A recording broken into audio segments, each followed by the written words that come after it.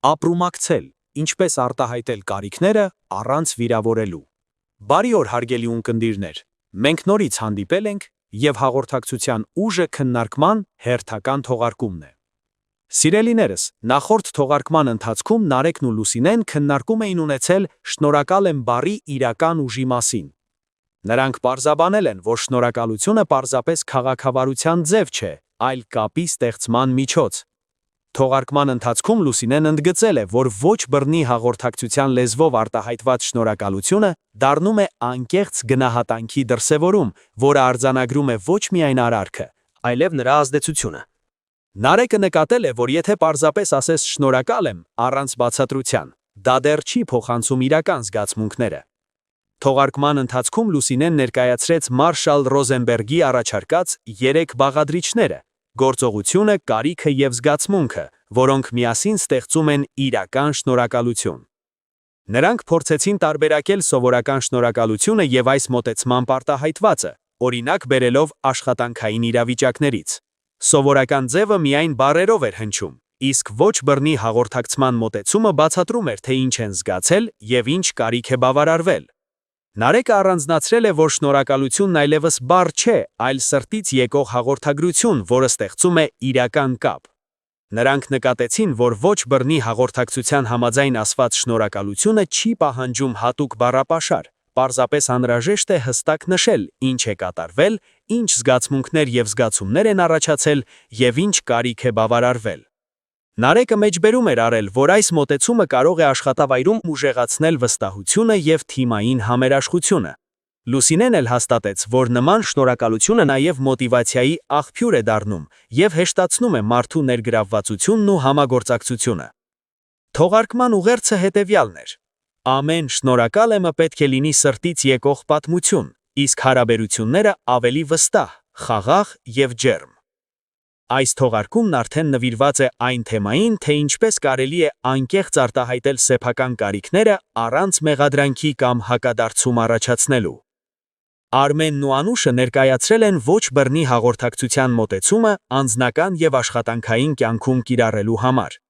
Գլխավոր սկզբունքն է խոսել սեփական զգացմունքների և կարիքների մասին, ոչ թե մեղադրել մյուսին։ Օրինակ, դու երբեք չես օգնում ձևակերպման փոխարեն, կարելի է ասել ես զգում եմ հոգնածություն և մի փոքր աջակցության կարիք ունեմ։ Այստեղ կարևորելու ենք 3 քայլի մեթոդը։ Եկեք հիշենք և կիրառենք այն ամենը, ինչը կմանրամասնենք երկխոսության ընթացքում։ Այդ 3 քայլերն են՝ սկսել զգացմունքից, ես զգում եմ, նշել կարիքը, որովհետև ինձ անհրաժեշտ է, և խնդրել աջակցություն կամ սահման հստակեցնել, կարող ես կամ ես հիմա չեմ կարող, բայց կարող ենք։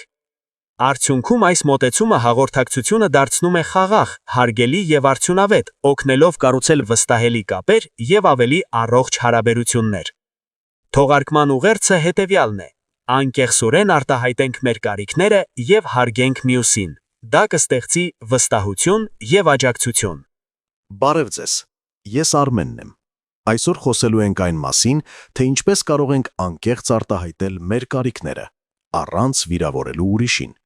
Իմ զրուցակիցն է հաղորդակցության մասնագետ Անուշը։ Բարև Անուշ։ Բարև Արմեն։ Շատ ուրախ եմ այս թեմայի շուրջ խոսելու համար։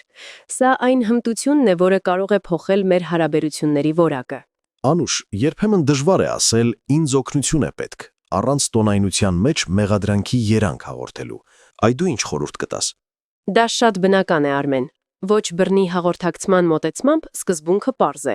Խոսիր քո զգացմունքների և կարիքների մասին, ոչ թե մյուսի սխալի։ Օրինակ, կարելի է ասել. ես ինձ լավ չեմ զգում և մի փոքր աջակցության կարիք ունեմ։ Այսինքն, դու երբեք ինձ չես օգնում ասելու փոխարեն, ավելի լավ է ասել ես հիմա աջակցության կարիք ունեմ։ Իհարկե, առաջին տարբերակում մեղադրում ես, երկրորդում ներկայացնում ես, թե ինչի կարիք ունես։ Սա թույլ է տալիս զրուցակցին լսել, այլ ոչ թե պաշտպանվել։ Կարող ես օրինակ բերել, երբ աշխատանքի ընթացքում ցանկանում ենք որևէ մեկից օգնություն խնդրել։ Այո, իհարկե։ Ահա մեկ օրինակ, եւ սա կարելի է օգտագործել որպես գործնական օրինակ։ Ընկերներդ ուշացնում են ներկայացման պատրաստումը եւ դու ասում ես. ես լարված եմ, որովհետեւ անհրաժեշտ է նախագծի ժամկետները պահպանել։ Կարող ենք միասին արագացնել որոշ հատվածների իրականացումը։ Սա կարծես ավելի մեղմ է եւ ավելի արդյունավետ։ Բայց ինչ անել, եթե մարդը սկսում է հակադարձել ասելով, բայց ես հիմա չեմ կարող։ Այդ դեպքում կարևոր է առանց դատելու նրան լսելը։ Կարող ես ասել. Ես հասկանում եմ, որ քո համար դժվար է հիմա, բայց այս դեպքում ինձ անհրաժեշտ է հնարավորինս արագ ավարտել նախագիծը։ Այս կերպ դու քո ասելիքը հստակ փոխանցում ես, միևնույն ժամանակ ցուցաբերում ես հարգանք։ Հիանալի է։ Իսկ անձնական կյանքում, ընտանիքում, ինչպես կարելի է կիրառել սա։ Օրինակ, եթե ուզում ես, որ ընկերդ օգնի քեզ ինչ-որ գործերում, կարող ես ասել.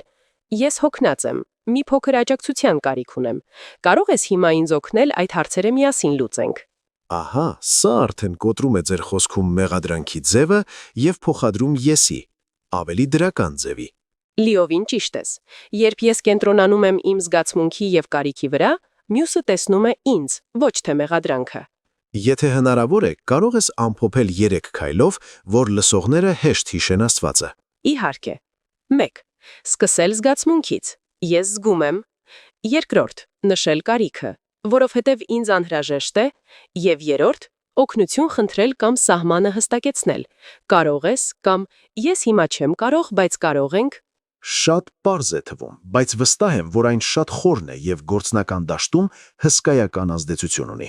Այո, Արմեն։ Երբ սկսում ես այդ ձևով խոսել, մարդիկ սկսում են ավելի պատրաստակամորեն լսել եւ աջակցել։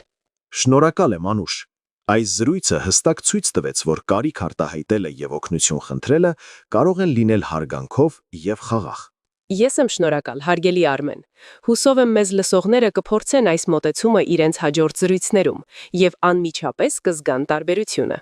Շնորհակալություն, որ մեզ հետ էիք։ Հիշեք, երբ արտահայտում եք ձեր կարիքները անկեղծ եւ հարգալից, դուք ստեղծում եք կապեր, պատեր կառուցելու փոխարեն։